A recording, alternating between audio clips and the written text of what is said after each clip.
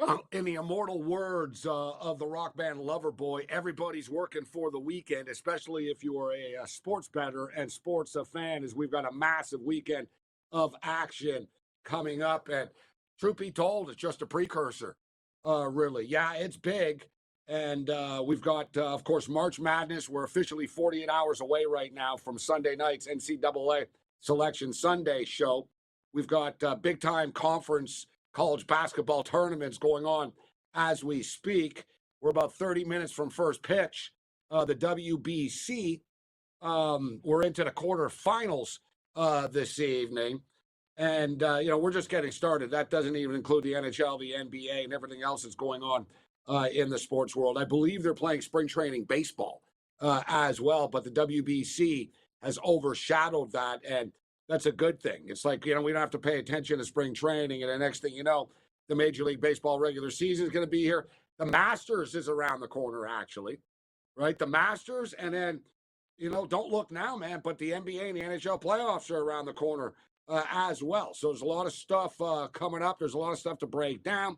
The Raging Redhead Cam Stewart will join us. Speaking of the Masters, we'll get into the Players' Championship with Cam. We'll see if there's anything live in tournament that catches his eye. We'll get his WBC thoughts. Of course, the NHL. We've only got 2 games in the NHL tonight because the NHL schedule is always kind of wild, in which one night they'll have a million games, then 2 games. They're all over the place, the NHL. So it's another 2-game slate. They just had a night a couple of nights ago where there was only 2 games. But speaking of games, we got Vanderbilt and Tennessee.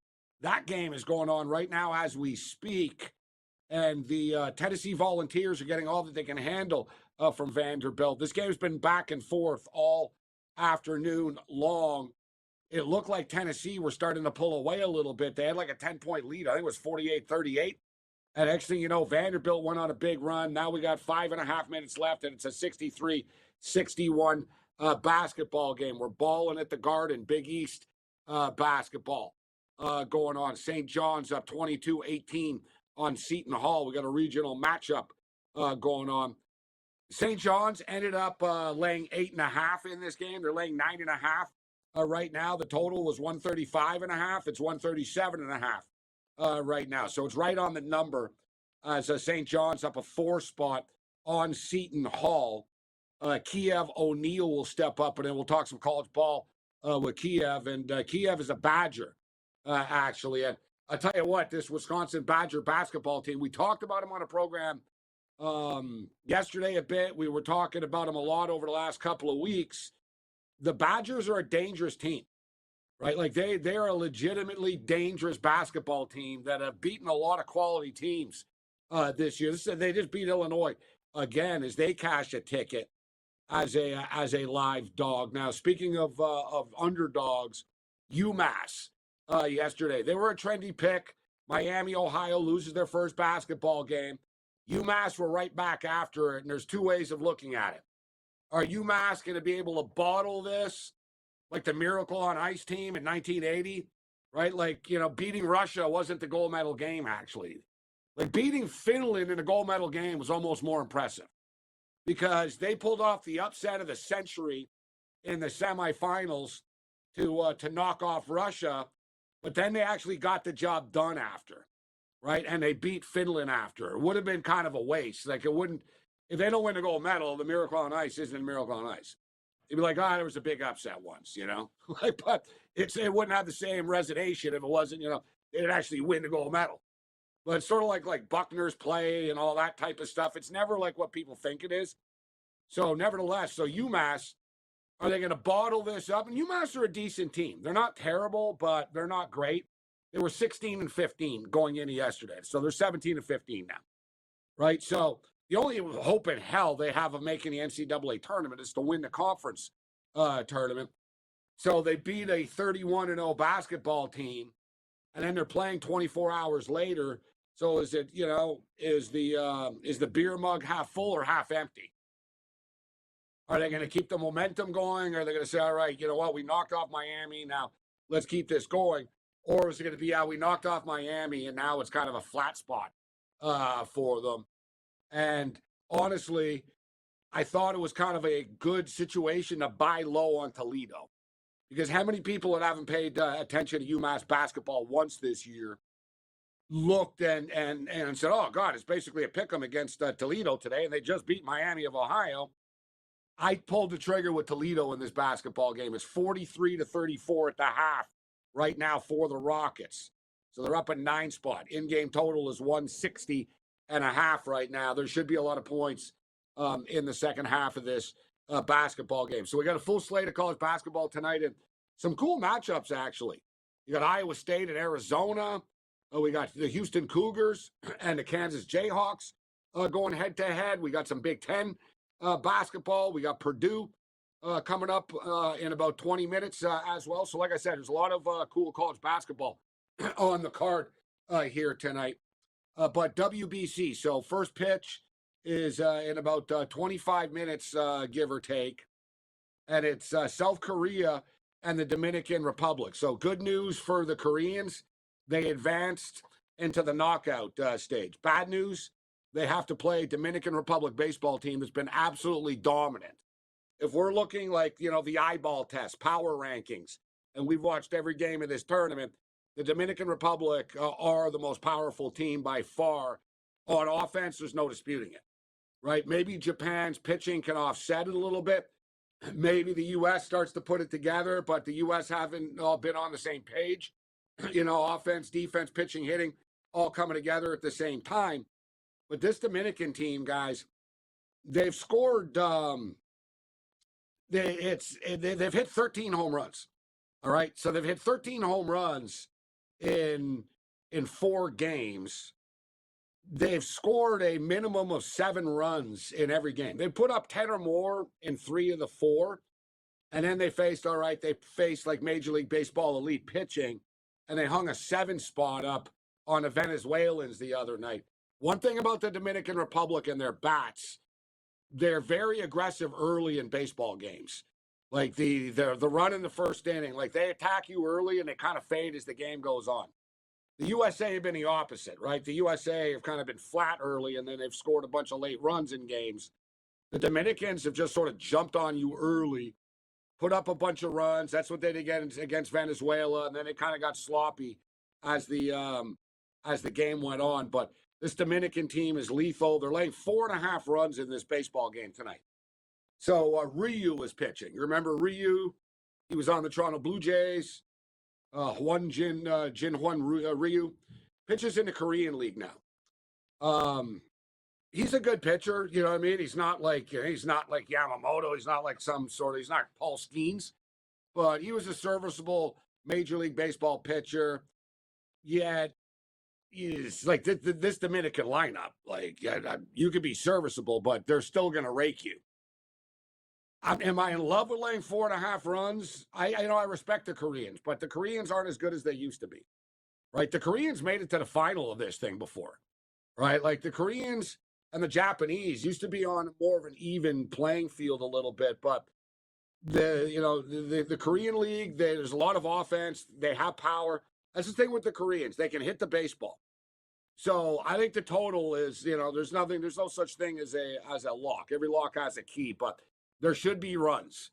As we stated, the Dominicans have scored 10 or more in 3 of the 4 games. They scored 7 against the Venezuelans. And the Dominican pitching isn't like elite as the game. South Korea can hit, right? So you figure South Korea, we're going to score a couple of runs, and you're not going to stop the Dominican Republic from scoring. We'll give you our thoughts and our best bets as far as is concerned. And we've got USA and Canada going head-to-head once again. Oh, Canada. Game Time Decisions continues. The SportsGrid.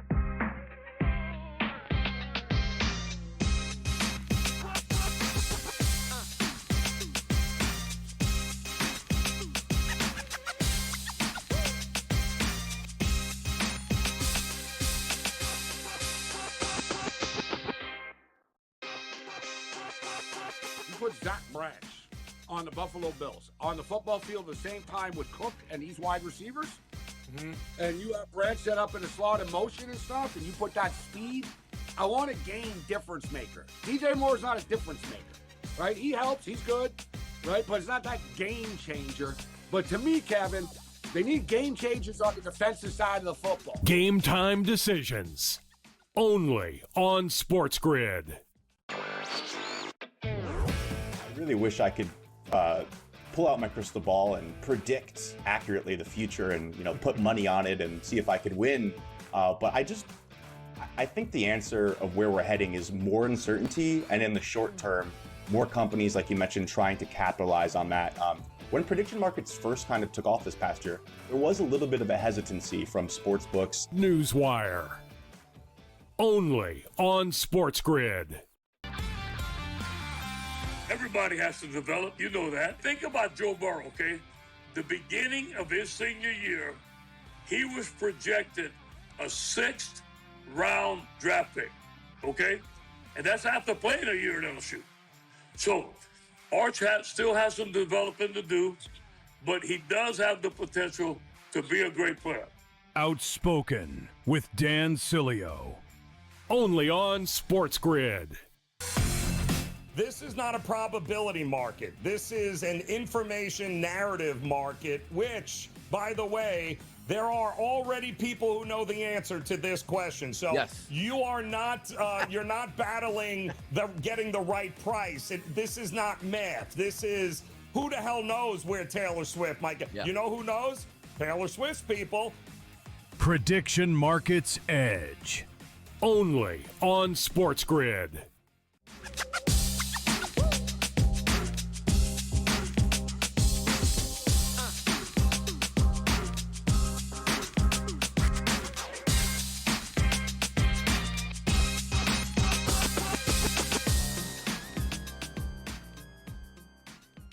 All right, we're rolling along on the SportsGrid television network. 65-62 right now with 4:09 left in the basketball game. Vanderbilt and Tennessee got an interstate rivalry going on. And I tell you what, this Commodore team is better than I realized. It's been sort of a renaissance of sports at Vanderbilt. Right, the football team got good, and the basketball team is good. They're kind of overshadowed a little bit by their football success. But good basketball team. And Tennessee or Tennessee. They could beat, kind of almost anybody, but they could also lose on any given night. One team that's very good, and good news, bad news, because I've been making money betting on them. And we took them today, and they were down most of the game, but they had a strong, last 10 minutes of the basketball game, is the Wisconsin Badgers. And it's good news because I'm winning money betting on them. The bad news is, people might start to realize that they actually are. I hate the term sleeper because there ain't no sleepers, right? Heavyweights, the Cinderellas don't win the NCAA tournament, but this Wisconsin team is good, right? They, They're the only team to go into Michigan and beat Michigan, right? Like they have quality wins on their resume. Second, just beat Illinois again. I'm hoping that people don't really notice how good they actually are, but Kiev O'Neal knows how good they are, because he's a Wisconsin Badger. What's going on, Kiev? Good to catch up with you. Thanks for joining us. Oh, thanks for having me on, Gabe. Yeah, I should have switched my hat back to my alumni Badgers.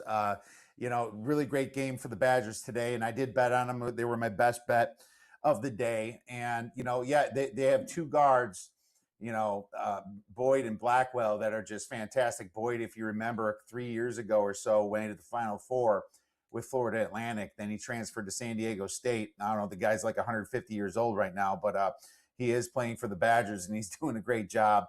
And, it's really those two guards, and that's what runs through them. And, unfortunately, our trendy little sleeper that I've been talking about in my Badgers is not going to be such a sleeper anymore, because everyone's going to talk about them. They're going to be the trendy 5-12 pick. But at the same time, that 5-12 upset, maybe some contrarian people will try to pick the 12 seed. I think they're going to be a 5 seed, but I think they could be in a little trouble against Michigan. There's a reason why I bet Wisconsin today. It's because Brad Underwood is not a great coach. He ran with the Badgers, and that's what you're not supposed to do. If you run with that team, you just get them in the zone, and then that's how they win games. They can't play defense inside. They don't come well off ball screens. If you slow down the game, you beat them, and that's what I'm worried about with Michigan.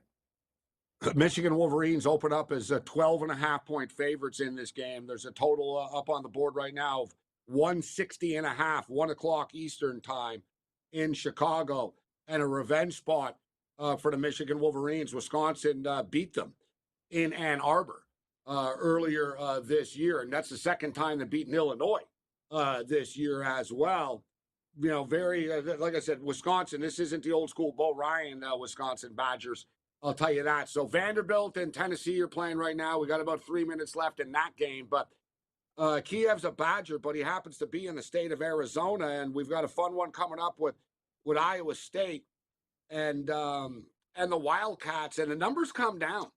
Right, it was 3.5. I'm seeing threes right now on the board, Kiev, and you know, we'll hit the UFC. Kiev's bets on MMA as well. And I sort of look at Iowa State as they're that scrappy fighter that's better than people realize, and they beat people up. You know, they sort of ground and pound you, but they're not going to win when they get into that. All right, you win this, and you have a championship fight, right? I just find they're really good. They're regular season good, but you know, maybe I'm underestimating because the odds makers have made this a 3-point spread right now, 3.5. But to me, like, look at today with Michigan. You know, you were buying high if you bet on the Wolverines today, right? 13.5. You're buying high on the Wolverines again tomorrow against the smoking hot Wisconsin team at 12.5. Arizona at -3. That's not buying high, Kiev. Like, what's the deal with this number? How do you see it? I see it because Iowa State has done well so far in this tournament against Arizona State and Texas Tech. But, you know, this is kind of where I'm calling that number fool's gold for Iowa State. I think Arizona is a good deal better than them. And you have to remember that Arizona played injured for a while as a couple of their players, Pete and, a couple other guys were out during that stretch, especially when they lost games here. Iowa State is more of a inconsistent team, I'd like to say, but they are strong when Lipsy is hitting. But Lipsy is not shooting anywhere any close to where he was 2 years ago, 39% from three. He's only 31% from three this year. And if Lipsy's not hot, then this team really isn't hot. You know, it's funny about consistency ratings. You look on Haslametrics, Arizona's number 2 in consistency. They perform like they're expected to perform. Iowa State ranks 275th in consistency, so they can either be very good or very bad. Both teams aren't the greatest away from home, but historically Iowa State has been poor away from home. Now, Iowa State has performed well in this tournament in the past, but I think Arizona's got way too much firepower for them, and I was waiting for a 3. I think I'm going to fire on Arizona. Yeah, you know what? I'm glad you brought up the road records. And obviously, guys, we're going to get to the NCAA tournament, these conference tournament games. They're not road games per se, but some teams are sort of, it's just, Jekyll and Hyde. And the dichotomy is massive. And Iowa State, as you just stated, Kia, they've always been.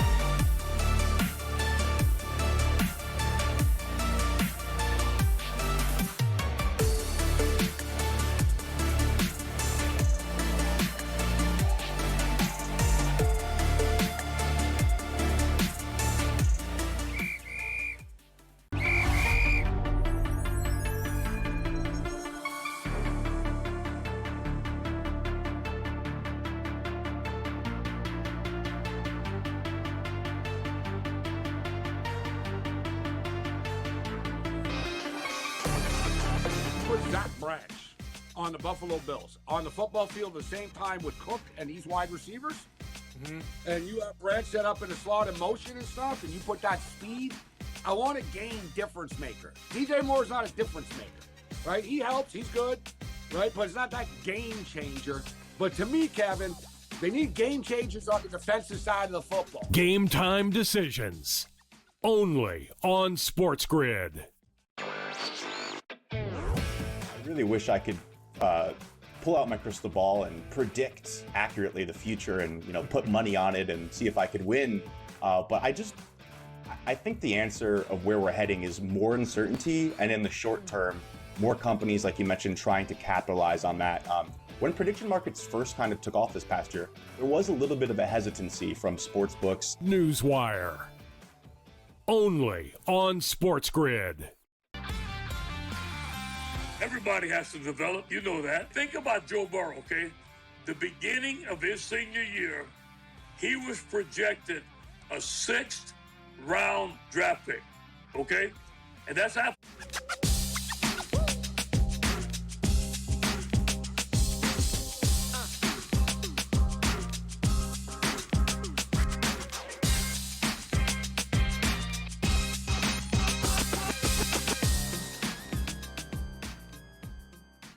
We're rolling along here, and we got 45 seconds left in the SEC Conference Tournament quarterfinal game that we're tracking and watching.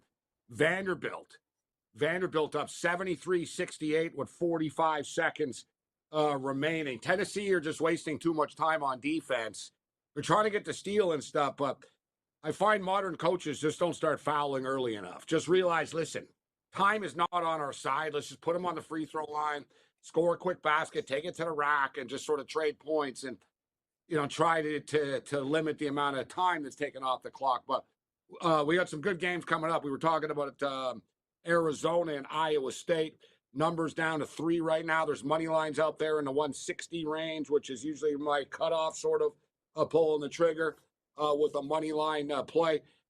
Kiev O'Neal. Kiev, I want to get to the UFC before we get you out of here. We got a couple of minutes, but Kansas and TCU was a fun game last night, but Kansas are right back at it against the Houston Cougars this evening. That's an intriguing game.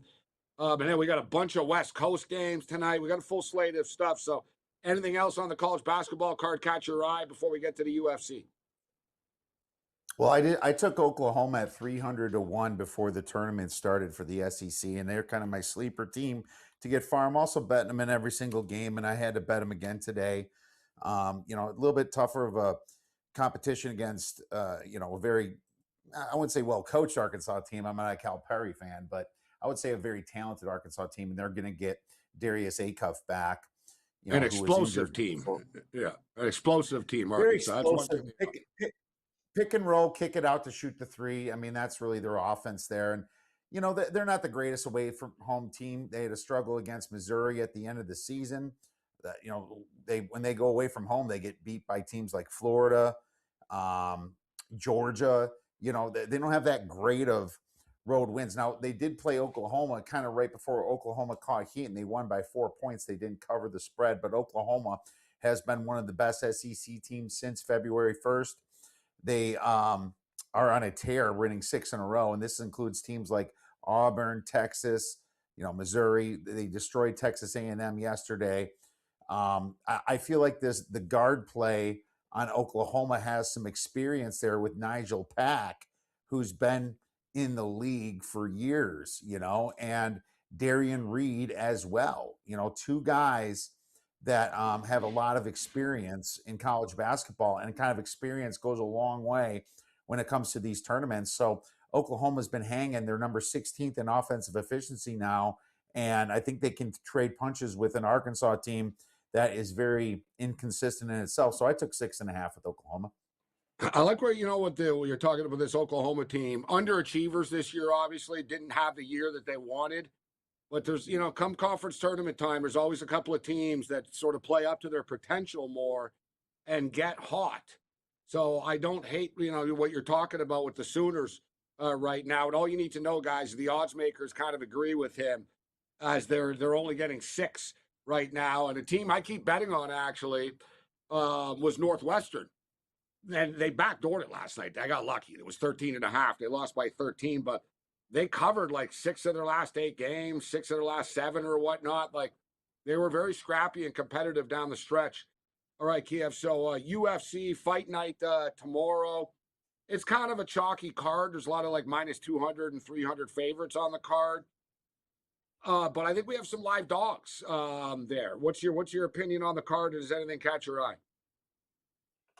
Yeah, dogs is the theme because I see a lot of mispriced dogs on this card. And as a matter of fact, I'm kind of going mostly dogs myself, for my plays. And it's not the sexiest card out there. It's just kind of one of those filler cards after a bigger event. But there's some, I think there's some live guys in this fight. There's a few of them that I like. If you want to start out with Bruno Silva right there, he's a guy, that I kind of keyed in on. Why is he plus 144 when I think Silva, in many people's thoughts that he should be the favorite? I don't know. He has a ton of grappling experience. And Charles Johnson, man, the dude, he's knocked out a few people, but he's very hit and miss himself. I mean, he's 18. He just got knocked out like 3-4 weeks ago, whatever it was. I know. I don't understand why is he the favorite? It doesn't make any sense. I feel like Silva's going to be able to have the threat of the takedown, and Silva's going to be able to even somewhat outscore him. I like Kiev.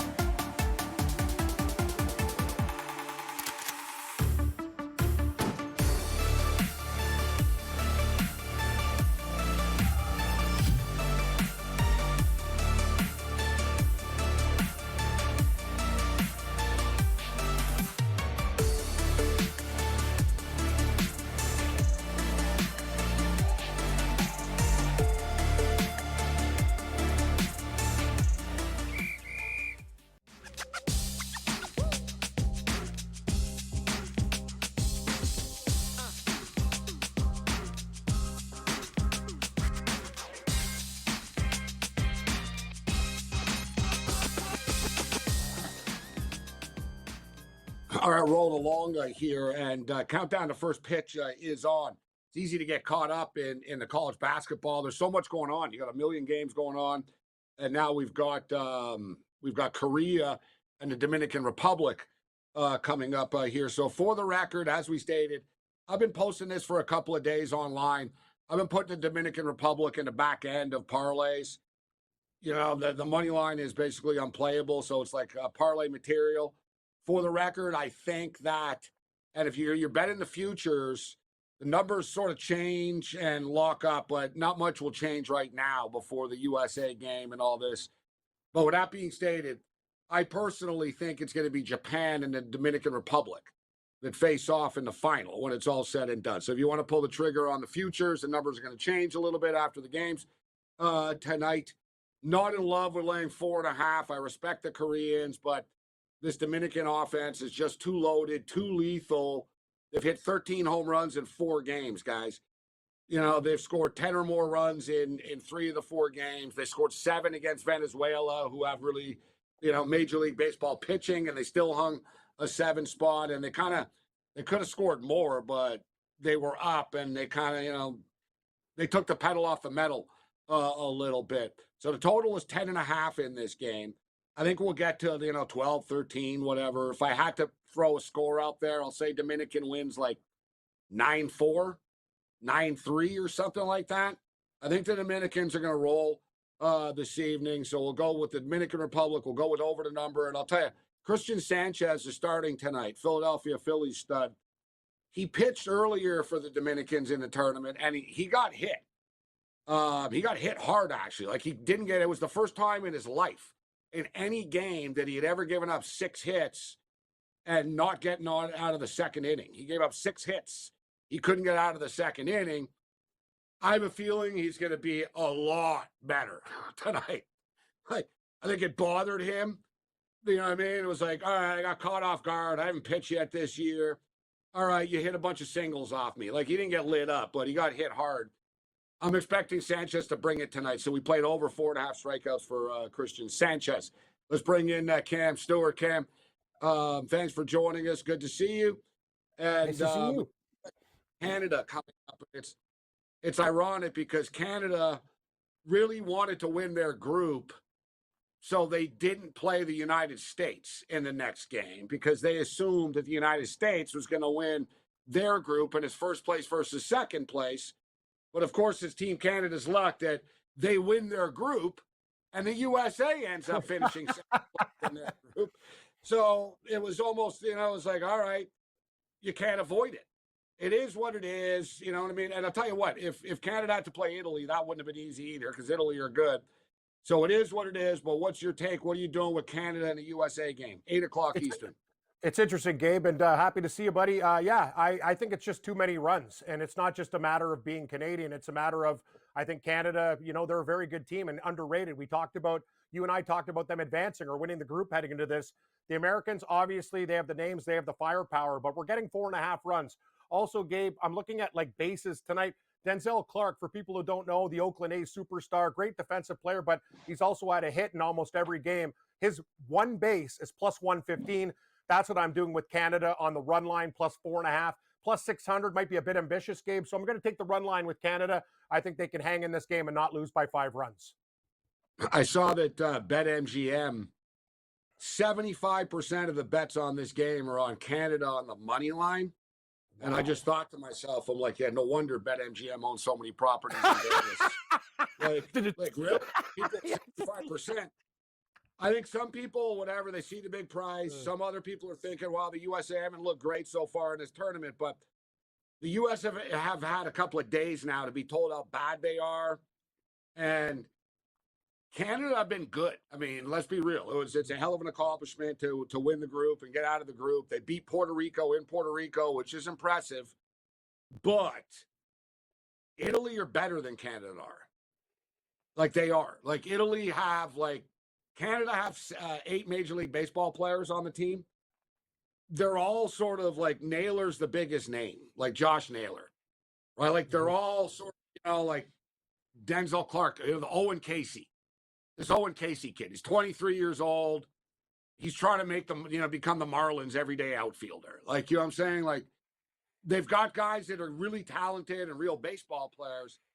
Italy have a bunch of big league dudes that hit 32 home runs a year and stuff, right? So, like, Italy will have 6 hits in a game, Cam, but 3 of them will be home runs. Canada doesn't have that. Canada have been playing small ball, station to station, and sort of grinding through. It'll be a bloody miracle if they can pull this off and win somehow tonight. Look, you and I were there when they beat the U.S. in 2008 in the WBC, but even then, like Team Canada had a bunch of big, like sluggers on the team. You know, they had like Larry, you know, I think it was Larry Walker, whoever. They had like a bunch of dudes like that were playing. That was like, yeah, this guy can at least hit a home run. Canada don't really have a lot of power. So I'm concerned, Cam, what I'm doing, I'm going to make it 5.5 instead of 4.5. I need that extra run. Yeah. It's minus what? 7.5. Yeah, no, well, 6.5 becomes a little pricey. Yeah. It gets too expensive. So I got to go with the 5.5 at minus 150 because I kind of think the same score as I just said with the Dominicans. Like I think the USA are going to win against Canada like 8-3, 7-3, 8-4. I don't know. Can Canada score 4 runs? Like, and I don't know. Maybe Soroka can pitch the game of his life, Cam, and pitch a no-hitter or something like that for 6 innings. But it's yeah, Logan we'll Webb, see. Gabe.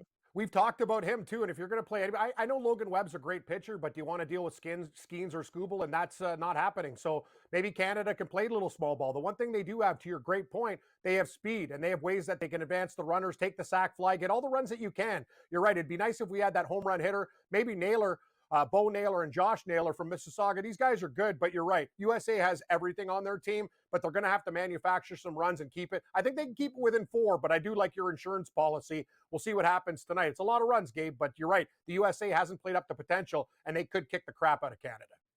And speaking of which, the potential showdown would be Paul Skeens against the Dominican Republic in the semifinal. Wow. Yeah, which you want big, you know, if that doesn't get ratings, nothing will. I tell you that. Like, Sure. Like that's as good as it gets. And that's why the USA are in tough, guys. When I talk, like this USA team can beat anybody, but their bracket, the way, you know, because they didn't win the group and stuff, they've made it more difficult on themselves. Like having to play the Dominican Republic in the semifinal instead of a final isn't ideal. And then, okay, we survived that. We beat the Dominican Republic. Oh, yeah, now we're playing Japan. Like the U.S. have a tough task. Like Canada's easiest game left on the USA's like table here, on the plate on the table for the rest of the tournament. All right, so we're getting ready to start with Korea. As we talked about, we're going to lay to 4.5. We played. It's a little pricey, guys, but we played it. Will there be a run in the first inning? Yes, minus 200. And I played Sanchez over 4.5 strikeouts. So we're coming up against a break here. But we only got 2 games in the NHL tonight, Cam. Well, are you playing the Kings Islanders or Oilers and Blues games? Yeah, I'm going to play both of them, Gabe. And if I were to tell you that the St. Louis Blues have won 6 of their last 7 games, you'd tell me I'm crazy, but I'm actually right. They might be a dirty dog tonight against the Oilers. This team's actually playing really well, and the game they lost was in overtime. I might take a shot. The plus 1.5 is very enticing. It's 70 cents, but they're also plus 130 on the money line. As for the Islanders, they come back after a lengthy road trip. Not a great road trip for them, but they did win the last couple games, and they may be gaining some fuel. Everyone talks about, the long road trip, the game afterwards. It's usually the second game for me. I think the Islanders will show up at home tonight. I'll lay 40 cents with the Islanders against the Los Angeles Kings, and the Blues might be a live dog, Gabe. Also, for the Islanders, Barzell's on a point streak, and Robert Thomas of the St. Louis Blues. Watch out for him. You can put him in parlays. He's minus 170 for a point, Gabe. He's had points in 7 out of his last 8 games with multiple assists. The Edmonton Oilers are like the Atlanta Falcons were this past year, where like the Falcons would beat the Buffalo Bills and look great, and then lose to like the New York Jets after. That's the Edmonton Oilers.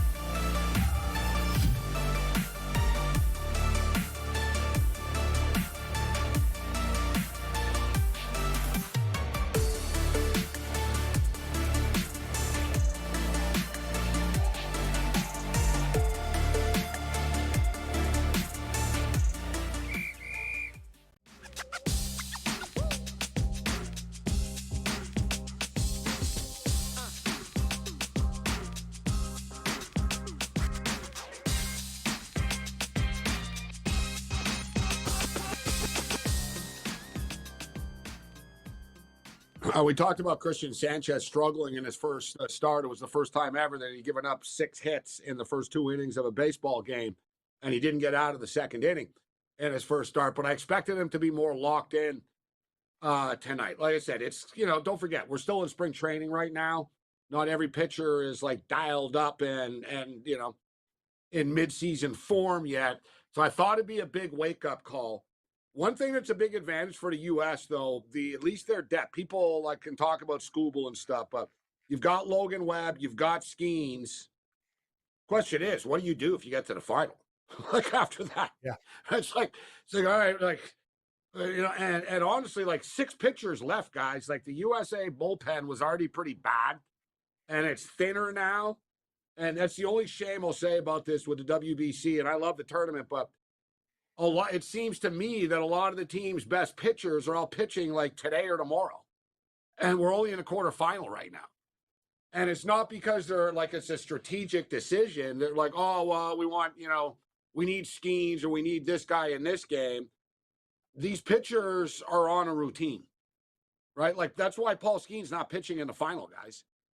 And, listen, I don't even think the USA could be cocky enough to say, oh, we're going to save Skeens for the final, Cam. There's no guarantee they're going to make it, right?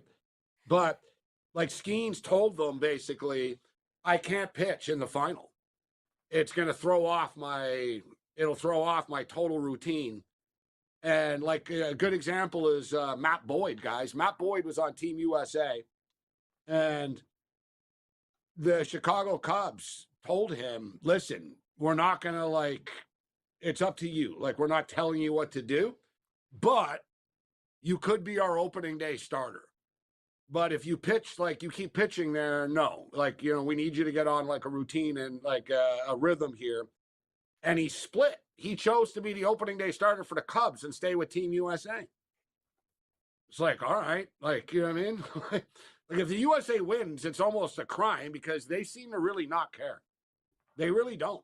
I saw Ernie Clement today, Cam. He said, oh, yeah, this is cool, the WBC. But he goes, I really just can't wait to get back with the boys with the Blue Jays.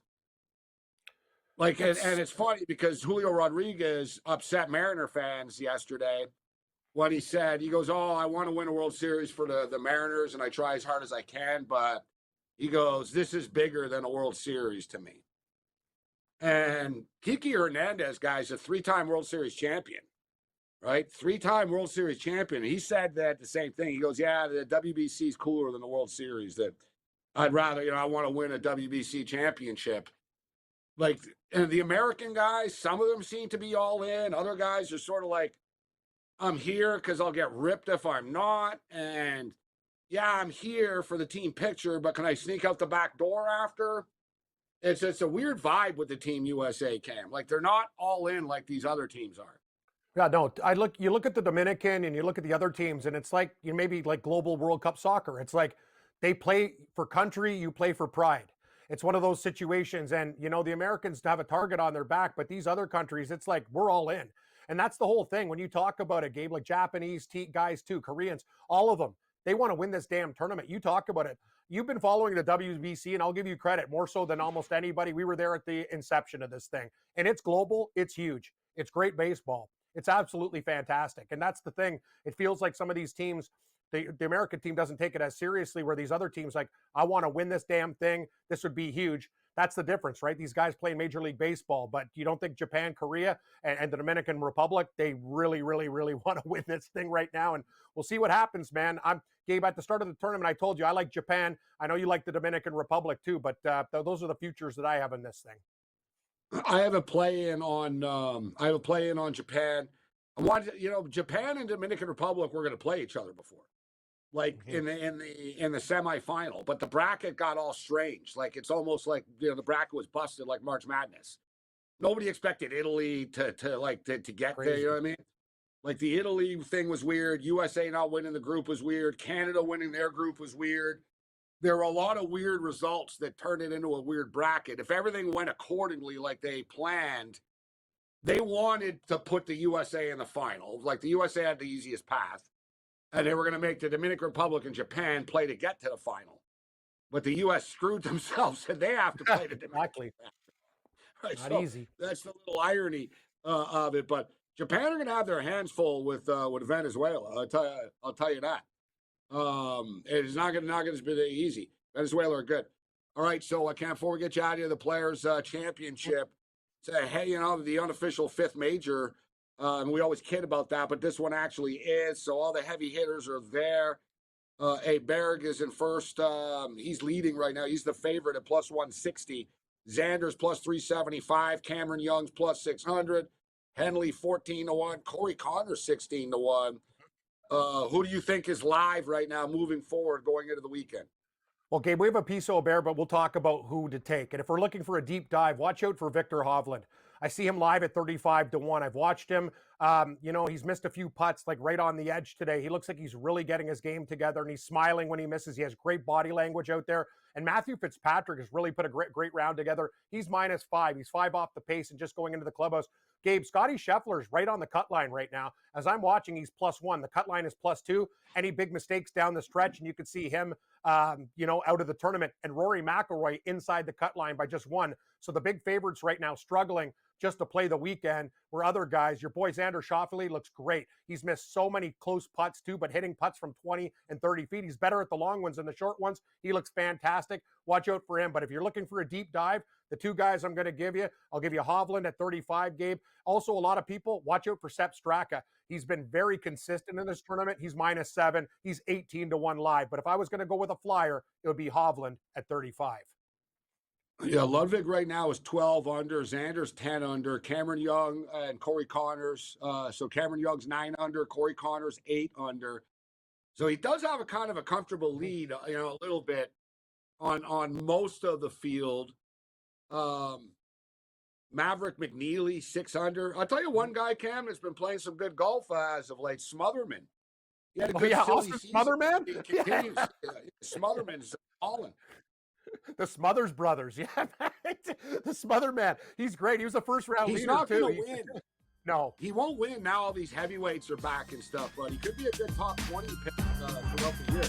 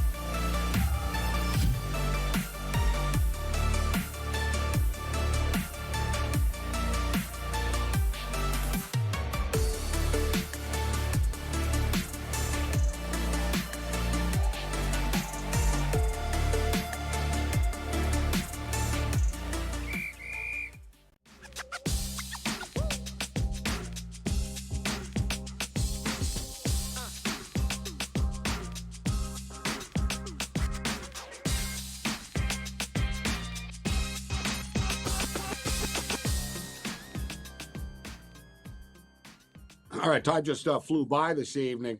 Hope everybody has a great weekend. But we got some best bets for you before you wrap things up. Quick score check though. VCU, who I happened to jump on actually on the money line at like -110 or something. Basically a pick 'em. They were down by like 7 or 8, 9, whatever earlier. And I jumped in, and they're now leading 47-40 with 10.5 minutes left. They're laying 7.5. It's 131.5. We talked about UMass, and they were in a tough spot after knocking off Miami of Ohio yesterday. They've been losing all game. I don't want to say they're about to lose because there's still 3.5 minutes left, but they are trailing 72-61. We're on Toledo and we're on the over in this game, so we could be looking at a split. Second half has started at the Garden. St. John's up 44-30 on Seton Hall. I got St. John's and moneyline parlays, but I got over 135.5. The total's 134.5 right now. Johnny's doing their part. We need the Pirates to step up and then put some points up on the board. Purdue are up 21-16 on Nebraska. So there's your update. As far as the game, and for the record, nobody scored in the first inning. So we're going on. It was a quick stuff. Korea like grounded out. Boom, boom, boom, boom. Like one thing, you know what I mean? It was a quick inning for Korea. And Dominicans racked up a few pitches and stuff, hit a few hard balls, but they were foul, but did not score. I think it's the second time they haven't scored. Dominican didn't score once. No, I think this is actually the first time they haven't scored. So I guess I got confused with Japan. Once Japan, Otani got stranded on second base once. They didn't score, and then in the second inning they scored a bunch of runs. But so still scoreless right now there. All right, so as far as our best bets are concerned, coming up for tonight, little college basketball for you. And I tell you what, a lot of times we send the picks in for the crew to put them up, and they do a great job. The numbers change, and often, I'm getting screwed. Today, it's actually to my benefit because Miami was 3.5, then it was 3. I sent it in at 3, but it's 3.5 again right now. Now, full disclosure, I seem to be on the wrong side of Miami Hurricane games all the time. Like, if I take them to win, they lose. If I take them to lose, they win. And I was on Louisville yesterday. But with that being stated, Miami are rolling right now. Like you watch this team play. There's a lot to like about them, and they lost to Virginia. Virginia hit 12 of 24, and with their 3-point shooting the first time. They're not going to do that again. But I think the total is too light. So give me the Miami Hurricanes plus 3.5 points. Give me Miami and Virginia over 144 points. Here's another number that's moved our way. Arizona was 3.5. It's down to 3 right now, and it's even down to 160 on the money line. So it's up to you whether you want to lay the 3 or money line it. But I think Arizona will get it done against Iowa State tonight. NBA basketball. We have the Utah Jazz. Utah Jazz taking on the Portland Trailblazers. Portland are battling for a playoff spot for the play-in. Portland really surprised people to start the year. But Portland have had a ton of injuries. Avia's always out of the lineup. They're always injured, this team. They're kind of getting healthier again right now, and I think they're about to go on a little bit of a run. Their schedule is favorable, and Jeremy Grant has been straight fire. Utah do not play defense, right? We know this. They do not play defense, and Jeremy Grant is consistently getting into the mid-20s. His number tonight is 19.5, very manageable. Let's go with Jeremy Grant. We've done a nice job this week isolating just sort of, all right, this is the way to go in the NBA. Don't play too many picks. Play this prop. Another one that's smoking hot is Brunson, guys. It's 11.5 now. Brunson rebounds and assists, not points. Rebounds and assists. Brunson over 11.5. He's gone over 7 straight games for the record. But to me, the Jeremy Grant stands out the most at 19.5 against the Utah team that does not play defense. WBC baseball. So most books, pretty much Canada are plus 4.5 everywhere. Right? Canada plus 4.5. Not all books, but some books, have alt lines and stuff, and you can buy a run. I bought a run. So I got Canada plus 5.5. I think it'll make a difference. I'm telling you, I keep coming back to 9-4, 8-3 type of deal. I think the USA is going to win. And I think Logan Webb over 4.5 strikeouts is a nice look. Don't forget, guys, Logan Webb knows I'm not pitching again here. This is it for me. right? Same with Sanchez tonight. Like all these dudes know I'm not pitching again. Yamamoto's pitching for Japan. This is last time he's pitching in the tournament. There's nothing to hold back. Like these guys, they're going to pitch longer. They're going to stay in the games longer. So let's go with Logan Webb over 4.5 strikeouts. We'll catch you guys on Monday. May the winners be yours. We'll see you online. Other than that, you're on your own later.